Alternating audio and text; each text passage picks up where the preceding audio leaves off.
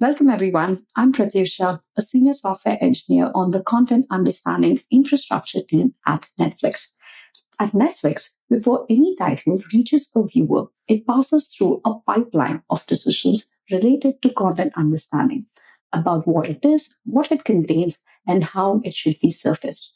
Some of these decisions are made by rule engines, some by ML models, and some require humans to make the call. Today, I want to talk about how we build the infrastructure to coordinate all these three reliably. We will also show you how the same infrastructure extends naturally to AI agents using our prototype example. But before I explain the system details, let's cover the key concepts. 1. Workflow. It's the process that defines what work needs to happen. And 2. Task. Tracks the unit of work from start to finish.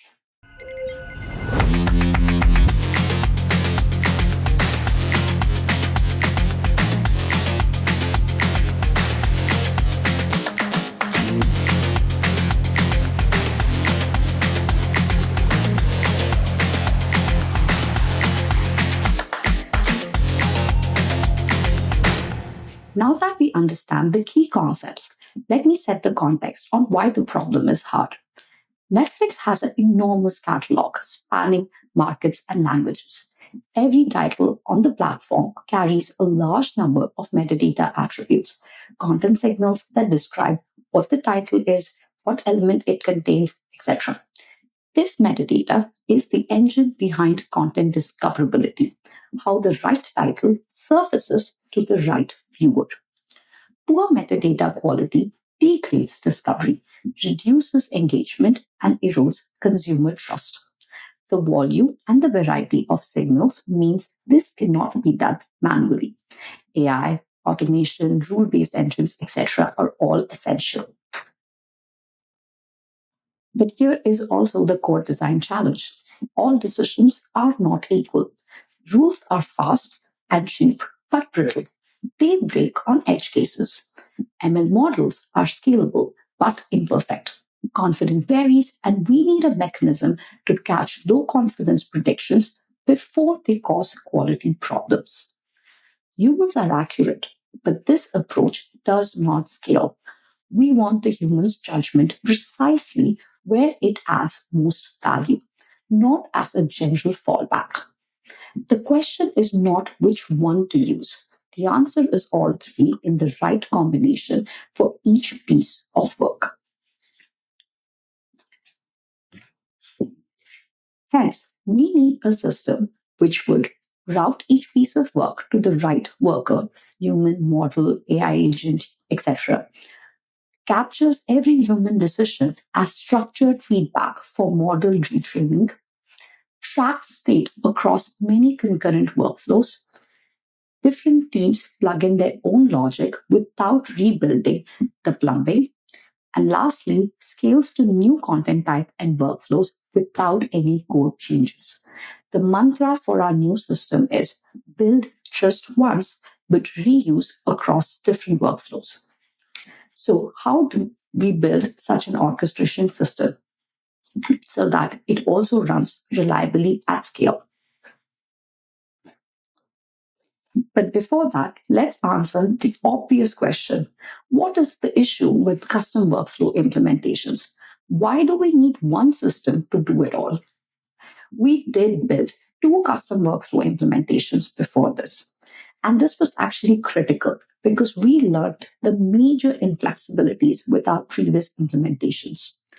Building multiple workflows meant discrepancies between different implementations, leading to maintenance overhead, longer times to build, and it also had downstream impact.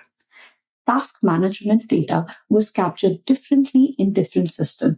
That meant data science team, for example, had to normalize it differently for each workflow before they could do any cross-workflow quality analysis. What we observed is that these workflows share a common backbone: triggering, route, execute, verify, and complete. Only the business logic changes. Once we saw that clearly, the right answer was a framework. We would define the backbone once and let teams contribute only the part that's unique to their workflow. Our new system was built on our learnings from our previous implementations. For example, in the old world, each workflow had a bespoke state machine depending on whether it required human fulfillment or quality control. One had 7 states, the other had 9. Business logic was embedded directly into the state transitions, which meant the state machine and the workflow logic were tightly coupled and impossible to reuse. Adding new phases, such as quality control, once the workflow had shipped, meant a lot of work. It also meant operators had to be trained per workflow, and data science had to build their pipelines again because now the state transitions itself have changed. The fix was to collapse all state machines to a simple life cycle and decouple the business logic. This helped us achieve consistency across different workflows. So, how did we do that? By separating state management and workflow execution. We came up with a 2-tier architecture. Tier 1 was the task management layer, which answers questions like, what is the task? Who owns it? Is it waiting for prerequisites, actively being worked upon, or done? This happens to be fast and answered across entities, across different workflows, capturing different metadata. Tier 2 is the orchestration layer. Given a task is ready, what are the steps to execute it? Does it depend on algos or AI agents or humans? Where and how does the metadata live, etc.?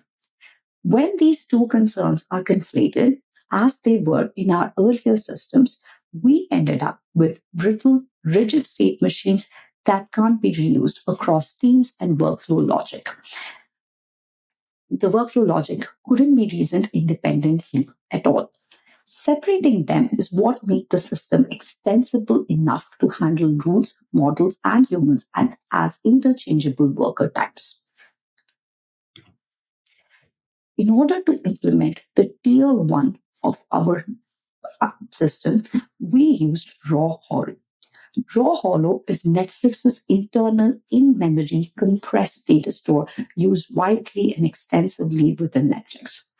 Instead of making network calls to a database or a cache for every read, every reader instance in Raw Hollow holds the complete dataset in its own JVM heap. A read is just a traversal of in-process memory. Writes in Raw Hollow propagate to all reader instances within single-digit milliseconds. For our use case, this matters enormously as it makes searching across workflows, across entities extremely fast. The caveat here is once a task is complete, we need to move it to cold storage like a traditional database in order to keep the memory footprint in check. Netflix has published a research paper on Raw Hollow, which I will have a link to in this end of the presentation. To implement the orchestration layer, we use Conductor, which is an open source project built at Netflix. It has built-in retries, timeouts, conditional branching, parallel execution, sub-workflows, etc. Step within workflows are stateless and language agnostic. Teams implement individual steps in their own repositories. Steps could be like GraphQL calls, gRPC calls, wait tasks, etc. It also provides visual DAG UI, real-time visibility into each and every step, the inputs and the outputs and retries, histories, etc. So here is the sample Conductor workflow the orchestration layer of our system owns. It allows team to plug in their sub-workflow while keeping the rest of the execution same across different use cases. When the orchestration layer is ready to execute our task, our system starts this workflow. It first runs the team's sub-workflow. This is where the team-specific logic lives. Our system is agnostic to the sub-workflow implementation. After the team's sub-workflow completes, it returns a standard response which contains different flags. Do we need a fulfillment task or a quality control task, etc.? Based on these flags, our main workflow then decides the rest of the flow of the workflow. The system also provides notifications, reporting, dashboards, etc. This way, a team can go from zero to a fully operational workflow with AI inference, human review, quality control, etc., by writing just the sub workflow definition and configuration. No other changes are required in the system. So let's answer the obvious question. Why do we need two tiers? Conductor is very powerful, so why not just use it alone? Conductor is excellent at step-by-step execution, but it doesn't give us the unified view. It does not answer questions like how many fulfillment tasks are waiting for human review right now across workflow types. Raw Hollow provides a unified view of the system state and distributes this data to downstream systems. Meanwhile, Conductor is best suited for execution of individual tasks. So the two tiers are complementary, not redundant. Now that we understand the two-tier architecture, let us see what are the various steps which occur when a new workflow is onboarded to our system. Step 1. We define the events required for triggering. The event router subscribes to event streams. In a configuration, teams declare which event sources to listen to, what conditions to filter, what fields to extract and enrich to create the tasks. There is no custom code. It's completely based on configurations. Step 2. When the first event arrives, the task is created immediately with state new. New means we know this work needs to happen, but prerequisites are not yet met. This early visibility has a meaningful operational advantage. If ML inference pipeline is slow or backed up, we can see it immediately as a growing pile of tasks stuck in new state, waiting for the model signal. Capturing the full life cycle from new to complete gives us a rich dataset. How long did we wait for the model? How often did tasks require human escalation? How did that rate change after the model updated?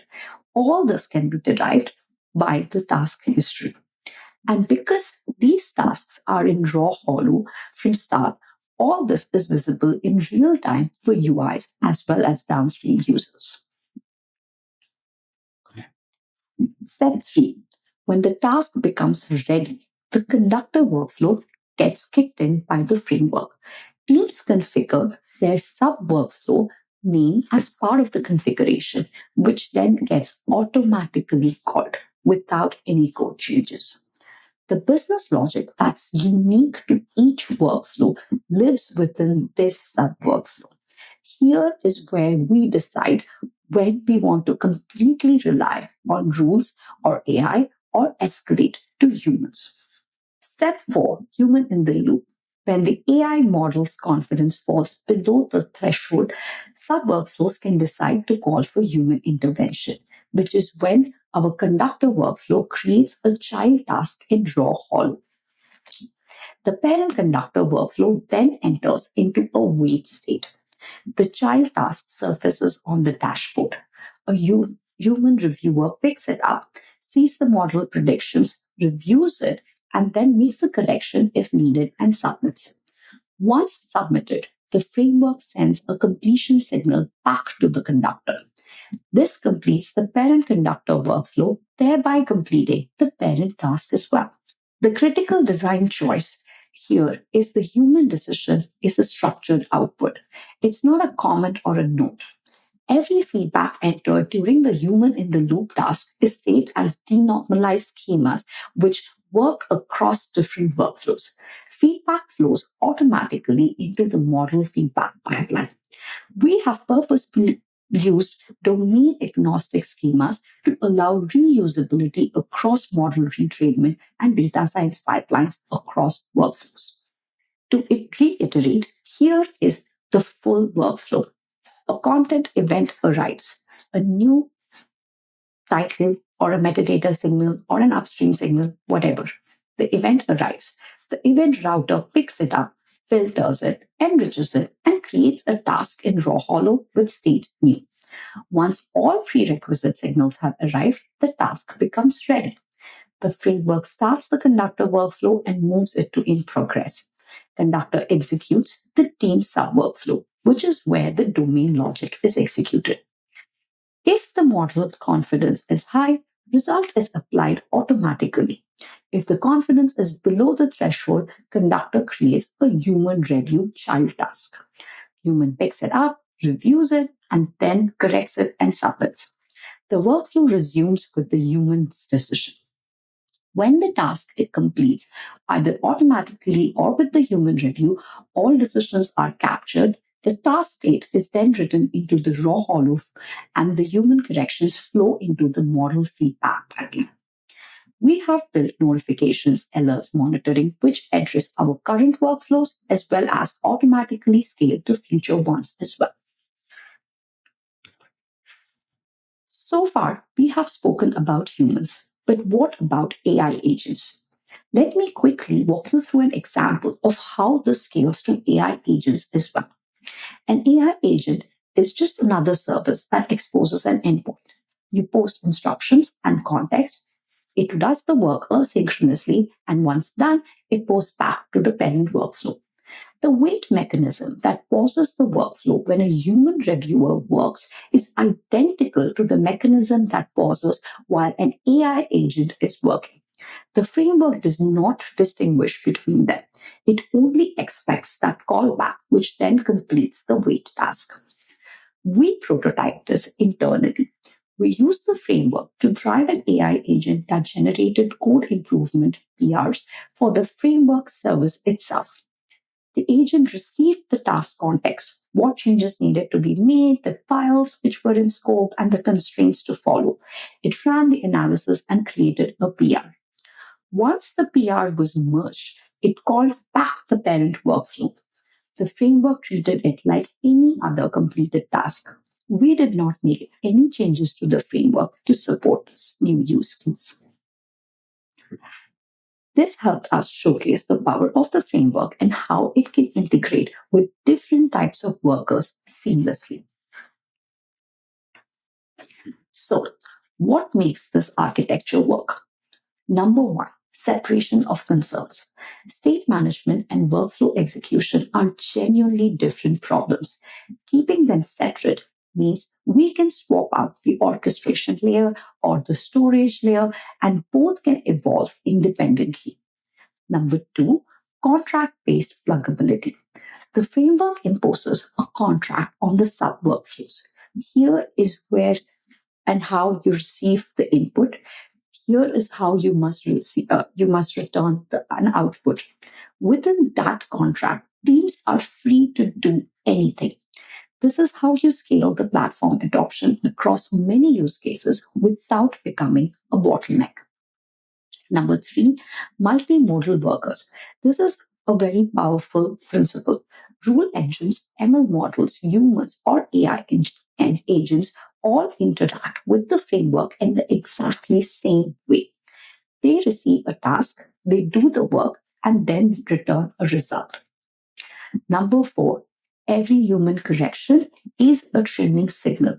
We capture the human feedback as a structured output, not as a node. We build the feedback pipeline into the framework so every team gets it for free.